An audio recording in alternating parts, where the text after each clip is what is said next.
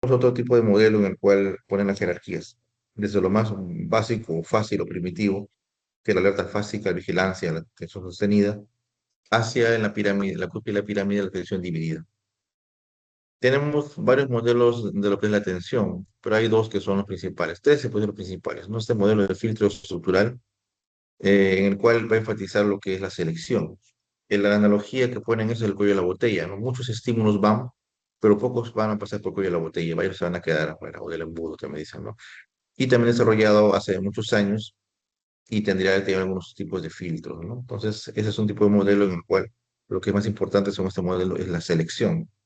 En cambio, hay otro modelo que habla acerca de la capacidad o recursos limitados. Entonces, allí la analogía es el hombre orquesta, ¿no? El hombre que puede manejar varios instrumentos al mismo tiempo, ¿no? Pero con una limitación, obviamente, ¿no? Entonces, vemos que cada modelo se fija en una situación diferente.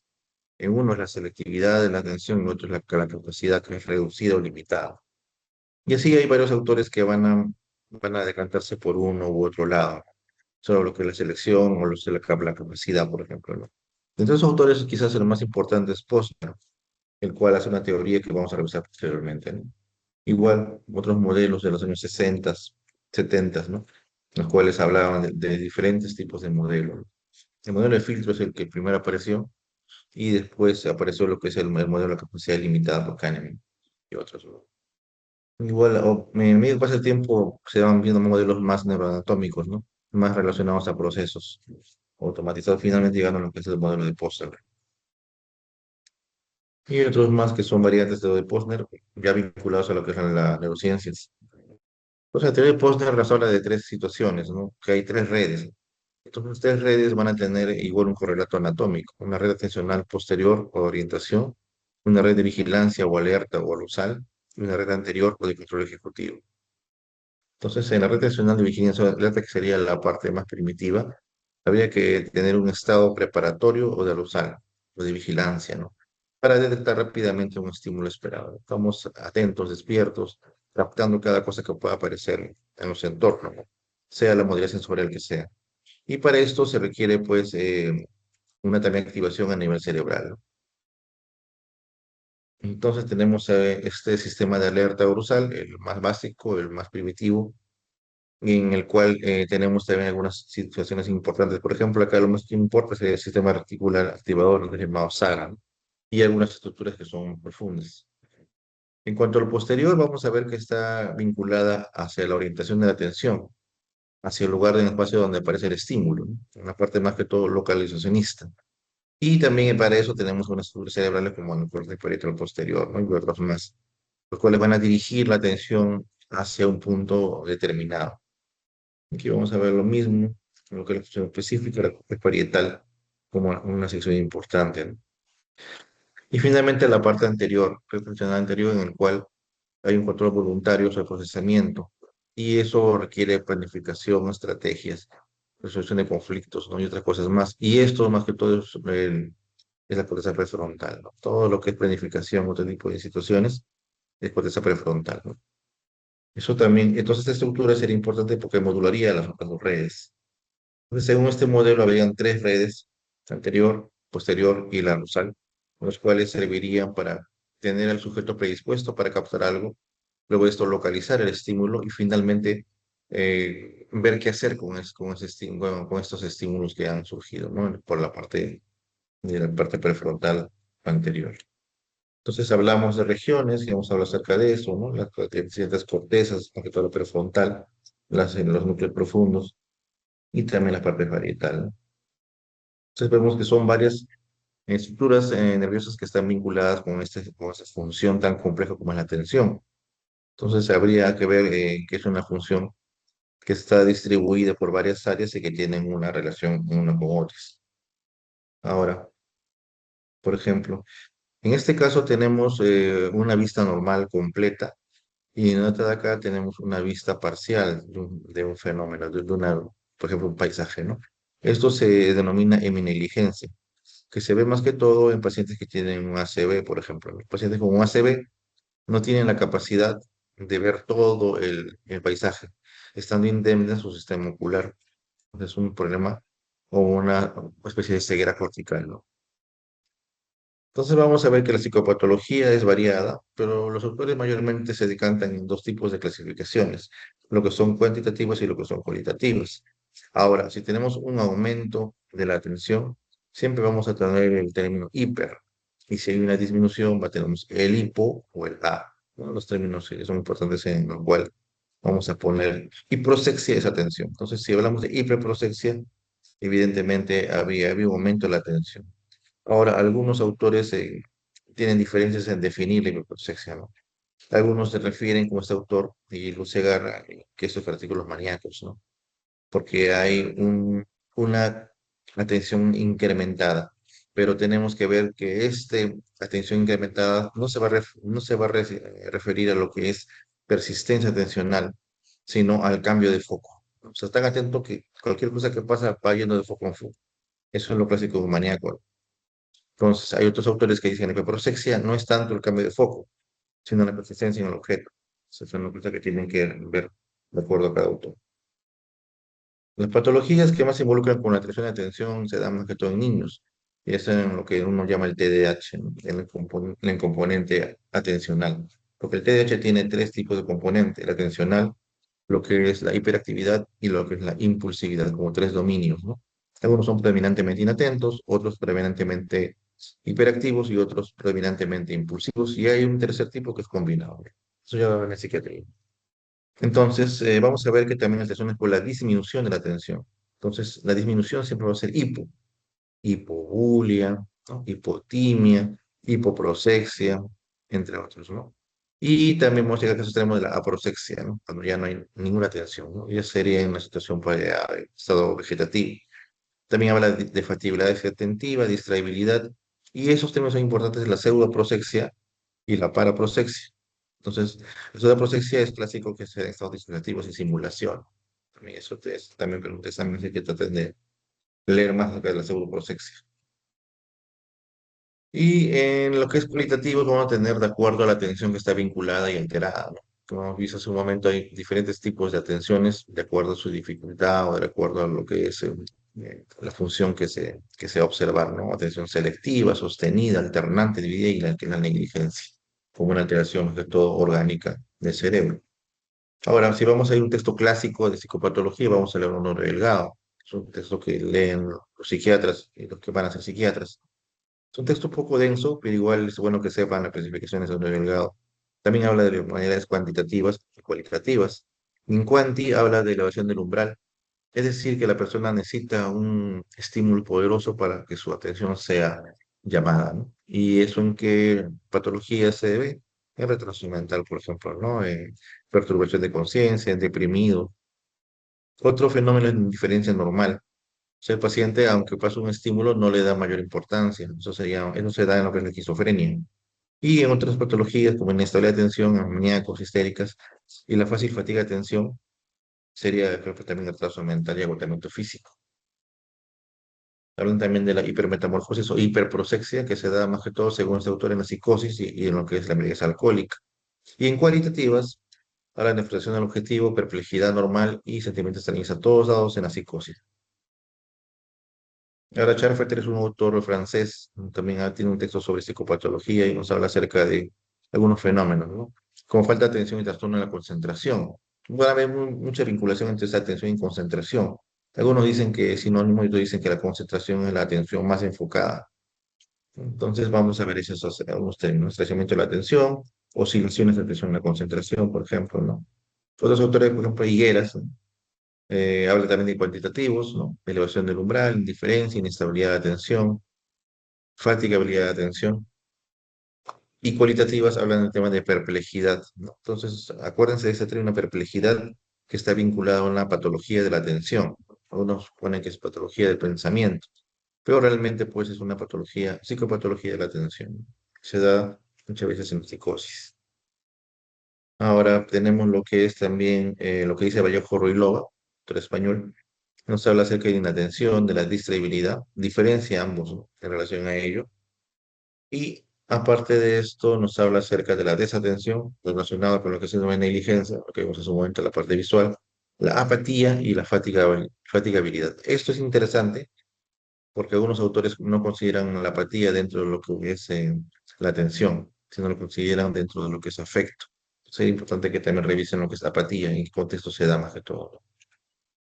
Es que vemos cómo cambian, ¿no? La percepción o el arte de cada persona luego de que ha pasado un accidente cerebrovascular o un infarto cerebral, ¿no? Vemos cómo cambia la forma de expresión de su arte, ¿no? Cómo lo ve la persona y cómo pinta, ¿no? No es algo característico, ¿no? De cómo al inicio ve cómo está borrado casi un área, un lado del cuerpo, en el lado del cuadro del señor de lentes, y al final, tras la recuperación, ya lo pinta completo, ¿no? Igual vamos a ver también otro lado. Igual otros autores peruanos ya hablan de inatención, distractibilidad, algo separado, por ejemplo, vinculando más inatención con una situación más que todo orgánica, y distractibilidad ya con patologías no psiquiátricas. Hablan acá de perseveración, por ejemplo, también, que también es una situación que se puede en la parte motora, la inatención unilateral, eso es lo que también hablan acerca de, relacionado con lo que es la negligencia y la extinción sensorial. Este Borda es un autor colombiano también interesante en cuanto a lo que es la psicopatología. Es un libro bastante fácil de leer. Habla de distractibilidad, de hipoprosexia, habla de lo que es aproxexia y hiperprosexia, ¿no? La parte cuantitativa bien descrita. Este autor es un autor español, Mesacit, en el cual nos habla de hipoprosexia y aproxexia, ¿no? Entonces vamos a ver cómo va disminuyendo de acuerdo al grado en cuanto a lo que es lo cuantitativo, ¿no? Y vemos también la pseudoprosexia, que es un término relacionado y que vamos a notar vinculado a problemas asociativos, ¿no?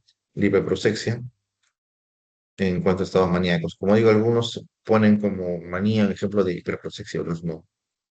Y acá vemos el término del autor argentino Marietán, ¿no? Lo que es la euprosexia, ¿no? No se olviden que eu es un término que es de normalidad, ¿no? Entonces, eutimia, bueno, ánimo pues estable, no estabilizado, normal. Y euprosexia sería una atención que es normal. Hipoprosexia, depresión, aproxexia al coma y la paraprosexia sería los maníacos, según este autor. ¿Cómo vamos a explorar la atención? Básicamente, lo primero es la inspección. Vamos a observar cómo se muestra lo que es el paciente. Vamos a ver si es un niño, si es que pues, le hacemos preguntas, si se les enfoca a ellos o se están mirando una u otra cosa que hay en consultorio. Y también igual en el paciente adulto, ¿no? Quejas del paciente y familiares. El paciente adulto puede quejarse de repente de que tiene falta de atención, que es muy distraído, que deja cosas por todo lado. En caso del niño, no puede también aceptar, pero es más frecuente que los papás o los profesores tengan una nota diciendo que el niño pues es muy inatento, muy distraído. Ahora hay cuestionarios, evidentemente para ellos sí lo hay. Por ejemplo, hay cuestionarios de tipo, a veces el que están figuran ahí también, por ejemplo, el CONERS, que es el test más clásico para lo que es el TDAH, ¿no? Y otros más. Hay pruebas estandarizadas, por ejemplo, la prueba de cancelación. Hay una prueba de cancelación de celos de Valdizán, que es muy famosa, y también hay otras pruebas, como el D2, que también es interesante. Otros que hablan acerca de test más computarizados para ver lo que es atención, repetición de dígitos, citar meses y desalternados, por ejemplo, ¿no? Puede decirte que 10 días a la semana alternados, o de repente alternar meses con días, ¿no? Diciembre, pues diciembre, lunes, así alternar. Y otros test más complejos, ¿no? También hay un test de figuras, algunos hablan de figura compleja de Rey como un test que también va a valorar atención de una forma indirecta y otros test, por ejemplo, también puede valorar también la atención, ¿no? Que todo en la parte espacial, ¿no? A veces el repetir los cubos o en la intersección de pentágonos que hay en la prueba en Minimental Test, por ejemplo, ¿no? Y otras pruebas que son mucho más cotidianas, por ejemplo, cuando vemos aquellos dibujitos de las siete diferencias, ¿no? Lo cual también están midiendo nuestra atención, así como también las siluetas. Y el prueba de Stroop. La prueba de Stroop es lo que tenemos al costado, donde están las palabras en diferente color. Entonces tienen que ahí leerlo sin equivocarte de acuerdo al color que está puesto allí, ¿no? Entonces uno no va a leer ahí morado, rojo, marrón, rojo, verde, azul, sino tiene que leer verde, marrón, azul, morado, rojo y verde, ¿no? Entonces la prueba va a medirte la cantidad de errores y la velocidad en la cual lo haces, ¿no? La prueba de Stroop. También hay pruebas, como dije hace un momento, la escala de Conners, en las cuales se hace para tanto padres como para los profesores y en las cuales se van a buscar evidenciar síntomas de lo que es la distractibilidad. Vemos ahí las primeras 10 preguntas relacionadas a lo que es la falta de atención, ¿no? Las siguientes son relacionadas con la hiperactividad. Y arriba tenemos la prueba de dos, ¿no? Que también es marcar la letra D con dos palitos pudiendo marcar la letra D con un palito arriba y un palito abajo, también valdría, o de repente con dos abajo o con dos arriba, ¿no? Si marcas la D con un solo palito, sería errado, ¿no? O si marcas la P, por ejemplo. Entonces van a contar los aciertos, también los errores, y también van a ver la cuestión de tiempo. Es la prueba de dos. Vamos a ver lo que es la orientación. La orientación es algo más fácil todavía de demostrar, ¿no? ¿Y qué es orientarse? Orientarse es una capacidad para situarse correctamente en tiempo, espacio y de recuerdo también a la persona o identidad. Esas son las tres esferas de la orientación, pero habría una cuarta que sería la orientación en cuanto a la situación. La orientación en el tiempo es quizás la que más se pregunta, ¿no? Porque a veces las personas más tienen fallos. En una demencia lo que falla primero es la orientación en tiempo, ¿no? Y la última que falla es la orientación en cuanto a persona. Ahora, la orientación es también una función bastante sencilla, pero a la vez compleja a la vez porque va a requerir también varios indicadores. Ahora, cuando hablamos de orientación alopsíquica es respecto al mundo externo y cuando es autopsíquica es respecto al mundo interno, o sea, hacia la propia identidad. Y vamos a ver que hay orientación también en el tiempo y en el espacio. Y en el tiempo, pues en el tiempo cronológico, en la vivencia del tiempo. Podemos saber que hoy día estamos 25, me parece, ¿no? Estamos 25 de abril del 2026. Podemos equivocarnos diciendo que es 24 o que es 26, pero más allá de 2 días es algo netamente patológico, ¿no? De repente me dicen que es de quizá 24, entonces yo no lo tomaré como algo totalmente malo, ¿no? Pues si ustedes me dicen que estamos 5 de abril, ya pensaría que hay un problema. Ahora, y también hay que ver la vivencia del tiempo, ¿no? Unas personas sienten que el tiempo avanza muy lentamente o muy rápidamente, esa es una forma de vivenciar el tiempo. Y bueno, la otra es rotación en el lugar y la parte espacial, ¿no? En qué lugar estamos, en qué piso estamos, por ejemplo, ¿no? Vamos a ver que hay varios test que van a valorarte de forma parcial o dentro del test, lo que es la orientación. Y más que todo lo que van a valorar función cognitiva. Eso se usa mucho como test de screening para lo que es ver deterioro en cuanto a lo que son las demencias, por ejemplo, ¿no? Aquí vemos el test más famoso en cuanto a la parte cognitiva que se mini-mental test, o test de Folstein, adaptación de Lobo, en el cual van a preguntarnos ciertas funciones en mentales superiores para valorar lo que es una probable demencia. Entonces vamos a ver esta prueba. Hay muchas más pruebas de demencia, ¿no? Tenemos, por ejemplo, tenemos la prueba de reloj, tenemos algunas pruebas neuropsicológicas más extensas, baterías, por ejemplo, la Barcelona, de Luria. Tenemos también algunas pruebas como la Addenbrooke, tenemos la prueba del MoCA, la de Montreal, y otras más que nos van a permitir, pues, cribar o ver qué paciente tiene un problema de deterioro cognitivo, ¿no? Pero eso es para ver más o menos. Acá abajo es la de Pfeiffer, que van a ver que la orientación es una función también evaluada, ¿no? Para descartar un problema cognitivo, ¿no? Entonces tenemos desorientación de varios tipos, ¿no? Podemos clasificar entre orientación orgánica y psicógena, ¿no? La orgánica es bastante frecuente, mayormente se da a veces en pacientes adultos mayores que están en proceso infeccioso o metabólico, en el cual hacen que la orientación sea alterada. También existe la doble orientación. Eso sí, más que todo psiquiátrico, ¿no? Porque la persona tiene una orientación normal, pues también tiene su propio sistema por ejemplo, de fechar. Podemos decir que un paciente psicótico que sabe que hoy día estamos pues 25 de abril, pero en su mente estamos en una fecha, digamos, antes de Cristo, ¿no? Porque tiene una creencia delirante, por decir así. Y lo otro sería la orientación confabulada, la falsa orientación. Pues también hay un error en cuanto a qué fecha es. Ahora lo que es orientación general, la espacial geográfica, espacial corporal y la pseudo desorientación que también se puede dar en algunos casos, porque todo es asociativo. Hay formas también de desorientación, acá hablan de la apática, ¿no? No nos interesa saber la fecha, entonces puede ser en un cuadro depresivo. La amnésica, relacionada a lo que es una demencia. La lacunar, a veces de relación a lo que es un accidente cerebrovascular. La alucinatoria, en relación a lo que es la psicosis y las delusiones que tenga, igual que la delirante. La porobnubilación, en cuanto a lo que es de repente incremento de la sedación por un fármaco. Y la confusional, de repente dentro de un delirio. Tenemos también acá lo que es la psicopatología de orientación desde el punto de vista de etimología. Y igual hablan acerca, por ejemplo, de lo psíquica, lo que es la autopsíquica y la global.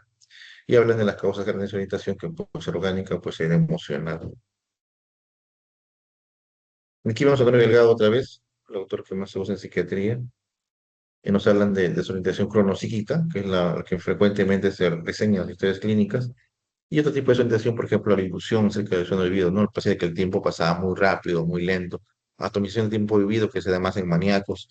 Limitación del devenir subjetivo.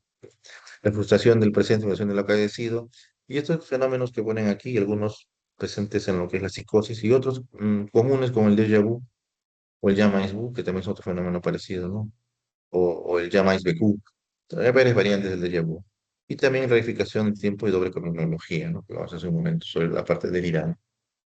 Meditación en cuanto a Rotondo, que es un texto peruano, ¿no? Otro psíquica, lo psíquica, y también en cálculo del tiempo, ¿no? La identificación, consideración, esto se llama la vivencia del tiempo. Y tenemos también lo que es lo que habla Charfeter en cuanto a inseguridad, selecciones de la orientación, fallo de la orientación, falsa orientación errónea, delirante y contabilidad doble, ¿no? Con los cuadros psicóticos anteriormente. Entonces, la orientación, acaba de una definición, las alteraciones que se ven, que habla acerca de los fenómenos de conciencia de presente, emoción, del pasado y futuro, el déjà vu, llama es bu, es continuidad del tiempo, el pasado que se encoge. Algunas veces también ese tipo de alteraciones se ven en lo que es consumo de sustancias. Habla acerca de las orientaciones topográfico contextual, la orientación personal, que es la que se da muy infrecuentemente, salvo en lo que es una demencia severa o de repente también cuadro disociativo, ¿no? Para su orientación. Y finalmente vamos a ver lo que es la patología de la conciencia. Es una patología también muy importante porque la conciencia es una función trascendental, ¿no? Si la conciencia no está clara o activa, ningún proceso más se da. Así de sencillo es esto. Entonces hay unas definiciones un poco filosóficas acerca de la conciencia y relacionado evidentemente pues en lo que es fenómenos o capacidades altas y también con su estado, ¿no? Ahora, evidentemente para hacer estrategias, para hacer planes, para dirigir atención, para recuperar recuerdos, para recordar, para aprender, todo se requiere de una conciencia que esté indemne. Y eso se relaciona con algunas áreas, ¿no? Algunas áreas vinculadas, ¿no? ¿Cómo vamos a ver la conciencia de un paciente? Netamente la observación, ¿no?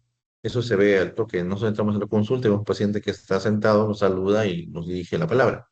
Evidentemente, la conciencia del señor, a grosso modo, va a estar observada, va a decir que está lúcido, vamos a decir que está vigil, o va a decir que está despierto. Son los términos que se utilizan por la conciencia normal. Pero por lo general es dado mediante la observación. No le vas a preguntar al paciente, ¿estás consciente? ¿Estás consciente, señor? No, pues, evidentemente es algo observado. Y también relacionado con lo que es descripción de la conducta, está en físico de los laboratorios. Vamos a ver capacidad atencional, la conducta motora, la reactividad y otro tipo de situaciones relacionadas, ¿no? Algunas cosas que hay que preguntar previamente yo, porque la conciencia puede ser alterada por una intoxicación farmacológica o por drogas, ¿no? Puede ser de inconsciencia por ello.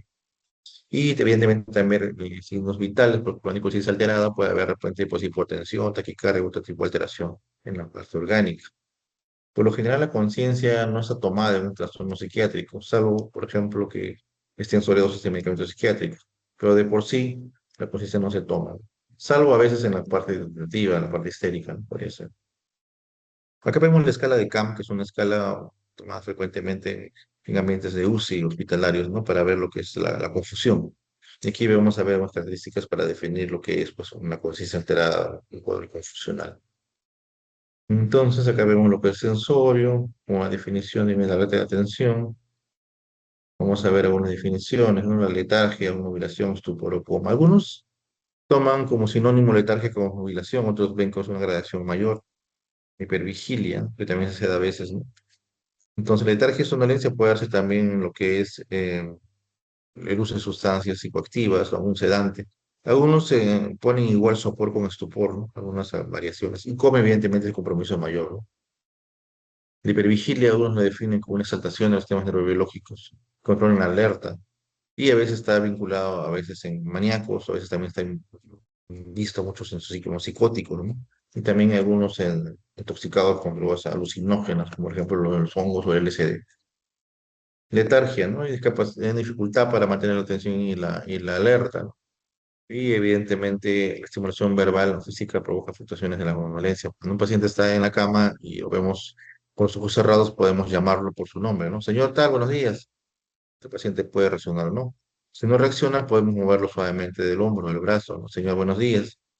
Y si ya no responde, ya vamos a maniobras más invasivas, ¿no? Algunos hablan de presionar en la parte del esternón con cierta fuerza con los nudillos de los dedos, o a veces algunos incluso retuercen las tetillas, ¿no? Y es un estímulo doloroso en el cual el paciente abre los ojos de una forma pues, llamativa, ¿no? Pero cuando está en coma, evidentemente no va a hacer ningún movimiento así, le retuerce la tetilla o le pongas mucha presión en el esternón, ¿no? Entonces ya hablamos de ver un paciente que está osteoporoso o de repente comatoso, ¿no?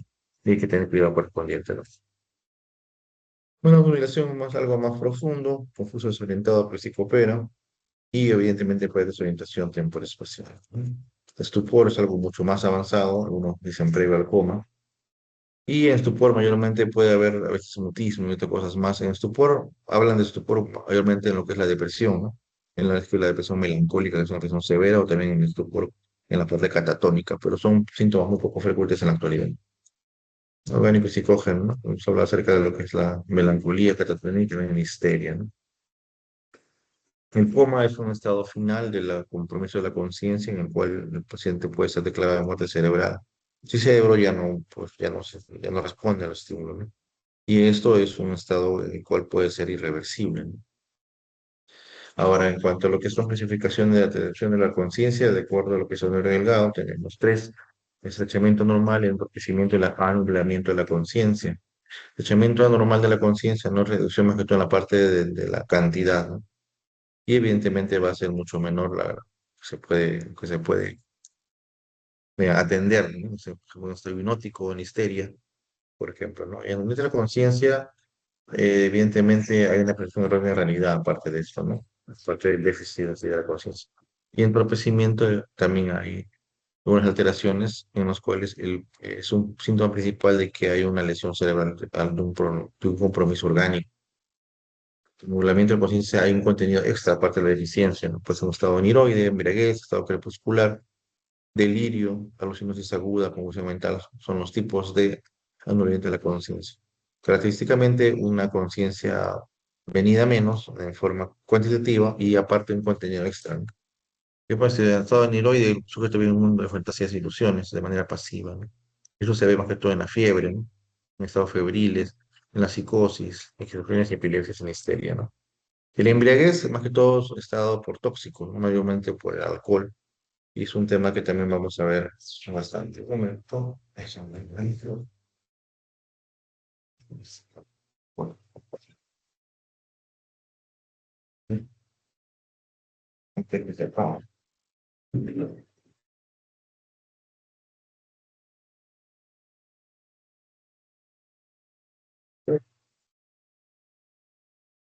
Ya, ahora sí. Entonces, el embriaguez no solamente se da con alcohol, sino también con múltiples drogas, ¿no? Evidentemente, va a haber una actividad psíquica pues alterada y puede haber recuerdos, ¿no?, del episodio. Ahora seguimos con lo que es Tito. Estado crepuscular es algo bastante interesante, el estado crepuscular, ¿no? En el cual hay actividad mental y que puede haber cierta coherencia. Sin embargo, el paciente está fuera de sí y no tiene una capacidad para tomar decisiones en general. Puede haber delitos, ¿no? Y puede haber una apreciación de un hombre lúcido o la conciencia de un sonámbulo. Termina rápido y acaba rápido y no deja recuerdo. Y se da bastante en lo que son los epilépticos, también los histéricos, y en cosas desconocidas, ¿no? Esta crepuscular es un aspecto que se ve mucho en la parte de psiquiatría forense. Delirio, igual anulamiento de la conciencia, en el cual también puede haber pues, intoxicaciones, por fiebres, psicosis, etcétera, ¿no? Hay anublamiento de la conciencia, muchas fantasías, alucinaciones e ilusiones y la vida emocional. La alucinación es aguda, está vinculado con lo que es también intoxicaciones por drogas, ¿no? Y en el cual puede haber alteraciones de lo que es la percepción y también lo que es la desorientación y la atención, ¿no? Confusión mental igualmente se da más que todo en la psicosis. Y eso sería un resumen de lo que son las tres funciones: atención, orientación y conciencia. Básicamente de aquí va a venir lo que es el examen y voy a tratar de poner un caso, ¿no?, que trate de integrar en cada una de las funciones para que ustedes tengan una revisión adecuada del tema. Si habrá alguna pregunta acerca de los tres aspectos, o si no, concluimos la clase en este momento.